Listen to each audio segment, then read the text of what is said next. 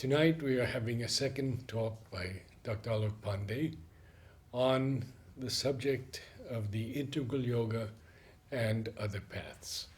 Welcome. Namaskar. So we see that it's quite in continuation with whatever we have spoken about the spiritual experiment, and now we can enlarge the scene that the earth itself has been a scene of a grand experiment where the experiment of evolution has taken place. And this evolution, we find something very interesting, that at the human level, suddenly the evolution takes a very interesting course. And that course is that of all creatures upon earth, human beings just don't like to stay in limits. As somebody says that make a rule and somebody will find a way to break it. Lawyers use it very well, incidentally. Any amount of rules and they find a loophole. There's something incorrigible in man. And it's good that it is incorrigible. Something exists which wants to transcend boundaries and limits. And that beautiful line in Savitri, no more in earthly limits pen Thy force. Exactly. Oh. So this process starts with human beings. We are programmed, hardwired for this. We cannot accept the fate accompli. We are talking about conquest. It's one of the signs of our manhood. You see, every time I pass this Ganesh temple, and I keep telling people about it, look at this little elephant the big elephant. This is a pity, She has no chains and poor lady is suffering, standing there, doing all these gestures, just amusing people, becoming nothing but a, mock show. If she one day realizes who she is, everybody will be helter-skelter. But she stays helplessly as if without chains, she is tied to chains, she accepts. But with human beings, even if you put people in prison and chains, Sri Aurobindo wrote that wonderful thing about prison and freedom. Something in him will want to escape. And if he cannot escape outwardly, he will escape inwardly. And we have so many instances of people who within prison had such beautiful, revelation. And of all of them, we have the grandest example of Sri Aurobindo himself, who while in prison realizes some of the great truths of the yoga. In fact, the greatest truths of the yoga, not just some of the great truths. He had realized, the state of nirvana and silent consciousness, and he was already a Jivan Mukta. But there he realizes the great truths of the Upanishads. He often would, recite this mantra from the Ish Upanishad, where the mantra speaks about seeing the one self everywhere and in all beings. And he had realized the truth of the Gita, where he sees the Narayana everywhere. So, at that stage, while in a prison, he realizes all these. All the past truths of the yoga had already come to him. And one wonders, after all this, what is it that inspired him to come to Pondicherry? He had experienced bhakti and the great truths of bhakti. In fact, his yoga had a great coloring of bhakti. He admitted that. Very often people think that, Sri Aurobindo was more like a philosopher, and first of all, people think philosopher is equivalent to Gyan Yogi. Very far from that. Intellectual. And when Sri Aurobindo was asked about his silent consciousness and nirvana experience, what he says? It came to me suddenly, without much of an effort, by the grace of the Guru or the grace of Krishna and Kali, if you like. Who could see the world mother in an idol without having a heart which is given to, the creatrix? So Sri Aurobindo had these lines of experiences which were crowding to him. Same thing we see in the mother, but for the moment we'll just see Sri Aurobindo, because their yoga has gone through very, very similar lines towards the same end. From the beginning, Sri Aurobindo said even from the beginning. So we see that all lines of spiritual efforts were crowding onto Sri Aurobindo as if they were looking for their grand culmination. Now, with the advent of man, these efforts began, because man is not happy He is always ill at ease. There is no one law of human being. That's why there are so many stratas of human beings, almost like species within species within species within species. Unlike other creatures where there is a certain law. An animal, if it's a non-veg, will remain non-veg. How much ever you may put a tiger in a zoo, it will remain non-veg. And elephant, with all his strength, and the chimpanzee will always remain a vegetarian, even though it can easily eat non-veg and kill. But with human beings, this tendency to change, to evolve, to grow, to exceed the limits. And the final result of this tendency was entry into the spiritual consciousness, a consciousness beyond mind, of which the past spiritual efforts have witnessed the glory and documented it so beautifully. But the problem of all these experiences were that if you really see that though they had actually found the same one reality, when they came to speak of that reality or communicate that reality, because speaking is impossible for what transcends the mind, we invariably find that there are several aspects as if each had glimpsed one side or one aspect of the reality.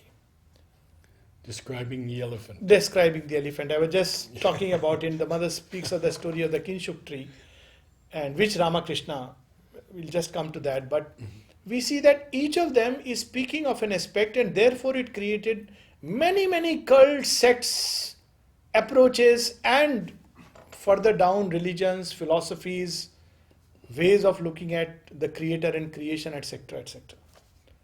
Now, all these were interesting experiments, important experiments. Each became a tradition. When we talk about traditions, religions, sects, etc., each glimpse became a tradition in its own right. Where the tradition was sustained by a living lineage of gurus, it flourished and thrived. Like, the Sikh gurus, there were 10 lineages. Similarly, there were mystics all over the world, Sufis, and in India, where this tradition, even in Christianity, the Gnostics, it remained as a living truth. But the moment one of the last master was gone without leaving a higher apparent, this tradition had a tendency to degenerate into religion, because very naturally the master embodies the truth which far exceeds the word or the book or the scripture. Then men had a scripture in their hands which they didn't understand. How would a monkey understand the computer sciences and the poetry of Giti and Valmiki? He's at loss. But the scripture was there, the word was there, and quite naturally human beings kept on looking at the scripture and forgot the great vision behind it. Aurobindo speaks of it, that the scripture is a double-edged weapon. Wielded rightly, it can open a door, but used wrongly, it can destroy. You look what is happening. ISIS, they quote Muhammad. Quran, yes. Jihad is about inner fight and inner conquest. Do it by all means, but conquering those who are non-believers. Apply it to those parts which are full of doubt, and it's wonderful. Apply it to the world at large, outer world, and you finish it. So this, and then the Pandits came in for the vested interest, and so at one level there was complete degeneration during the time of coming of Aurobindo of the great spiritual truths, which had broken into many sects, subsects, so much so that sects began fighting with each other. We had the Vaishnavas and the Shaivites fighting with each other.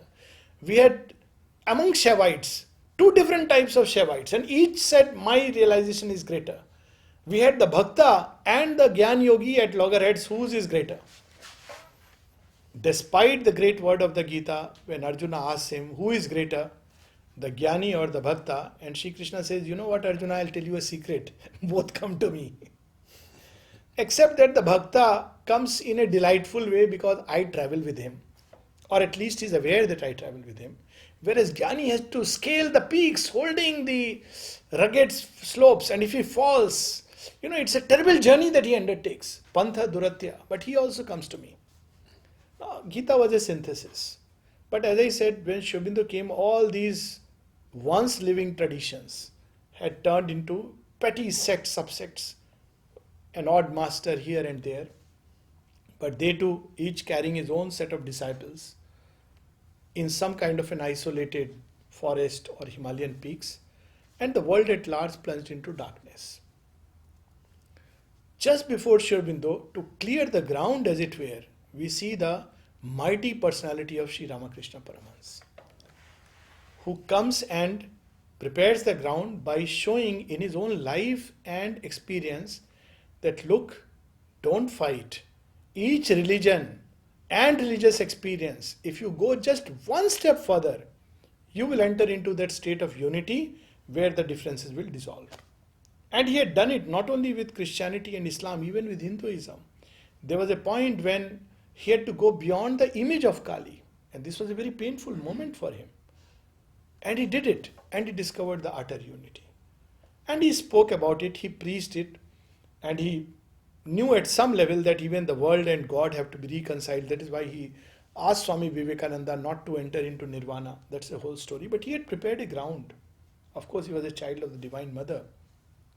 And with that ground that, okay, unity of religion, not just tolerance, but a unity of religion, a unity of spiritual experience, fine. But for what purpose? If the end is merger into the absolute, then it all again makes no sense. And that's where we see Sri Aurobindo presaging, envisaging, as a precursor of the future, a question which today children raise. And very often people come and tell me, today's children, they just don't follow any religion. They have no belief in it. So they are very disturbed about it. And I have to tell them it's very good. It's very good. Their ground is getting ready for something much greater. Yes. Because what has it taught us at the end? We have forgotten the Vedas, the Upanishads and the Gita, their essence. We have forgotten that real ancient spiritual pursuit. Even Buddha, the mighty spirit of Buddha. And what we have today, religion or spirituality as an escape. Religion as a means for just safeguarding your personal life. So and so God, so and so master, so and so deity will take care of my wealth, my job, my children. That's the end of the story. Yeah. And what are these spiritual paths? Escape for myself. What happens to world, earth, others? It doesn't matter. It's the same in the West. Everywhere. Because, this is the great degeneration which took place. At least in the Vedic ages, we find an effort to reconcile, even if it didn't succeed. There was an effort, at least individually, to get illumination from that consciousness so that I can lead a better life. Look at the great Gayatri Mantra where the Rishi prays for illumination in the mind. And of course, Sri Aurobindo gave a new Gayatri where he talks about the whole being, not just the mind. Yes. Look at the, word of the Upanishad we were speaking that day. Hiranmayena patrena satya sahitam mukham. Give me the law of truth so that I may lead a life in tune with truth. Not as now attuned with falsehood. And this line incidentally from the Ish Upanishad, Yajnavalkya, the great seer, who we see repeatedly reconciles world and the spirit. Each Upanishad, Sri Aurobindo is spoken of as the foundation for divine life. And this famous line, Hiranmayena patrena satyasya pihitam mukham. The face of truth is covered by a golden lid. Yes. Reminds us of this line in Savitri, where Sri Aurobindo invokes the Divine Mother, says, "Oh, wisdom, splendor, yes, creatrix, the eternal's artist bride. You are hidden there, and come down upon earth." He says, he writes to Champaklal on Champaklal's birthday, and he says, "A veil behind the heart, yes, a lid over the mind, yes, keep us from the divine. Yes. Love and devotion rend the veil, and in the silence of the mind, the lid thins and vanishes." Yes, absolutely. So, this grand synthesis, Sri Ramakrishna showed the unity of religions and the spiritual experiences. But the next step was the unity of spiritual experiences and life upon world. This was what was waiting for Sri Aurobindo's coming. And secondly, the unity of not just all mankind, but of all creation as a single unit, marching towards the divine, which is hinted in the Ish Upanishad, hinted in the Gita where Shri Krishna speaks of Lok Sangrahart. He says, "Arjuna, why you should fight?" He says, "You are talking of spirituality, that you would be cleansed of all stains of sin and you will find a good, booking a berth in heaven. Fine. But have you thought about this earth and its march towards a luminous far off goal? And he says, fight for that. It's so amazing. Sri Aurobindo puts it so beautifully in Essays on the Gita, where he says, the answer of a hero to a hero. Realize this oneself. Look around you where light and darkness are locked in a conflict, and look above beyond the peaks towards which thou rises. Fight, if by fight the world must advance, either conquer grandly or perish nobly. This kind of a thing was forgotten. Now, this interweaving of the world and spirit together, not just for an individual, but for the whole creation. This idea that earth is doing the yoga, or rather divine is doing the yoga in the earth. Man or no man, the earth will realize its goal. This is another thing very often people, miss out. And the mother spoke of that, whether the earth will be saved, that is for sure. Whether the present civilization will be saved or not, the mother has left this question hanging. Yes. And I can say nothing more, nothing better. Yes. So, you see, we have a very anthropocentric view of life. Natural, like any other species, we are egoistically attached to our own kind, and we still talk only about being brothers and sisters to each other. Except in some quarters where people are thinking about this whole earth as one unit. Sometimes I view it as a great spaceship. The mother spoke about that great ship. Yeah. So I look at this earth as a great spaceship voyaging through eternity. Buckminster Fuller called it Spaceship Earth. Yeah. Yes. And that line in Savitri, Earth by this golden superfluity bore thinking man and more than man shall bear. So you see, the pilot of this spaceship is the divine, and we are interconnected whether we like it or not. There can be no isolated yoga, which is cut off in cults and sects and limits. There can be nothing like an isolated escape. The day I understand that me and that and this and the bird, the beast, the stone, the stars, the drift of the galaxies, and the dust which lies prostrate at our feet are manifold expressions of the one infinite, then where is the question of individual escape? Unless I regard myself as a separate individual entity, carrying my ego into the infinite, where of course it smashes and there is some kind of a dissolution or whatever. Now this is something which Sri Aurobindo has brought out very powerfully and in the forefront of the quest. No more yoga for, this kind of a my path, but a yoga for the earth. Everybody does yoga not for oneself. Superman, not so that I become a Superman, a great yogi. Everybody will respect me because I am Superman, among the first lot. No. Superman is needed so that earth may become a better place. Whether I become or somebody else becomes, no problem at all. Mother herself spoke of that. First in her prayers, where she says, how does it matter what place one occupies? Whether at the center or at the periphery. She is willing to identify with the most ordinary consciousness. And she says that was a command given to her. Be like ordinary among ordinary men. And she became that. She came here and sat on the floor, taught people how to sit in front of Sri Aurobindo, would clean the floors herself, despite being Rajrajeshwari. Now this is, this aspect where this sense of yoga itself becoming an elitist club, which degrades into religion, my religion. I am the faithful few, the chosen lot, have a seat booked in heaven by the very fact of being baptized. Yeah. It doesn't matter, baptized or initiated is the same thing. Others, they are poor mortals. Mind you, this exists everywhere. In one tendency or the other, I have seen it in spiritual movements in India, where people believe that if you have not come to my guru, you are lost. And people came and talked to me that, look, Mother and Sri Aurobindo are not there, so you are not initiated technically by a living master. So do you know that, unless you are initiated by a living master, you cannot find a place in the beyond. Unless you So, accept Jesus, you're doomed. exactly, the same tendency. So I had to tell them, look, I'm not looking for a place in the beyond. Then they were quite confused.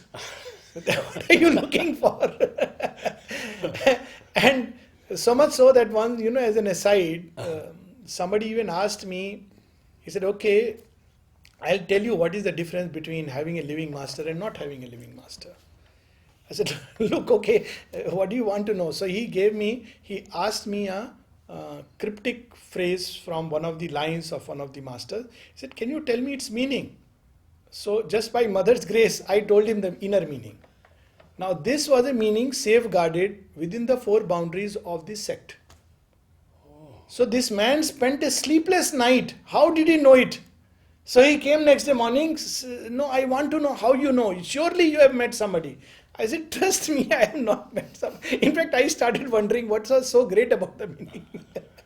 To me, it was nothing so great, to be so closely safeguarded. Now, this is what is Sri Aurobindo has broken or tried to break us free from this tendency. He has generalized the yoga to become a yoga of the earth. Look at Mother in the agenda saying even cats, dogs, trees are doing yoga. Yes. And often ready to take birth in Absolutely, human form. yes. Yoga is a concentrated evolution. So when we look at that, and look at these hints are there in ancient Indian thought, where Rama's yoga takes the form of carrying the earth together, carrying the animal, the low, the monkey, everybody together, the Rakshasa, towards that culmination. So I keep telling people that there is a outer communism which is a great distortion of a true socialism, which is from Vedanta, the divine socialism. Rama is a prototype of that. Now Sri Aurobindo brings that so beautifully to the forefront. Look at the ashram, it is a commune. Commune where people are supposed to live without this sense of pride and I am someone special, I belong to an elite group, all together. It was there even in some other traditions, like in Sikhism you have the langar, the Guru's langar. Everybody sits together and eats without sense of pride. But over a period of time, there is a tendency to degenerate. And what Sri Aurobindo did, and I think what he is doing still, is breaking all forms of external kind which may once again create a tendency to make a kind of a limited religion. It obviously is a movement, a dangerous movement. It has its own plus minus, it will go through its own. But in the long run, if I really look at it, it has its own place. He is not destroying the religious tendency, which is a different thing. This love for God, worship, devotion, faith, this is the most beautiful values or treasures of mankind. Without it, man would be no more man, but a violent asuric kind, without love in his heart, without faith, without worship. But at the same time, to limit this worship in some fixed forms, in some limited space, in some small group, in some set of rules, is a tendency which must go. To keep that essence, like the golden grain, and to remove the other things. And this is what we see in children. They are learning to connect in ways. I mean, after all, it's a spiritual evolution to start with. Let humanity as a bulk, as in large masses, enter into the realm of the spirit and learn to lead a life with a conscious awareness of the oneness which is behind creation, which is behind earth, with the spirit of yagna, that there is an interdependence of everything and all is meant for all. Now, this tendency is coming up, speaking of the earth is flat. But who could do this, fulfill this tendency? It was that consciousness which has either stood behind or been just an executrix. And we spoke about that the other day, that whenever there is a time for such a transition from the old to the new, there is a need for the feminine, the dynamic side of the divine to step into the forefront. Yes. That is the mother. Aditi, the undivided consciousness. Even lower nature is she, but she in garb, she wearing tattered clothes, she wearing a dress which is not befitting to her glory, and yet she wears it. How the mother came and stayed in that hotel and in Karaikal, even in a place infested with white ants and rats. But that's not how the divine mother should be. So even lower nature is she, but she in garbs which are not worthy of the spirit. So very often when people say all is mother, so they say, well, I should live by the spontaneity of my nature. Well, that's again a misuse of an ancient truth. Because spontaneity of nature as of now is simply the vital, mental, physical nature, which is largely under the influence of the falsehood. So in ancient tradition we see freedom of the spirit, but nature continues to remain the same. At best, sattvic modification, even the eightfold path, or the Gita. Gita says that inwardly your soul will be free, but when you act, you have to act under tamas, rajas, and sattva.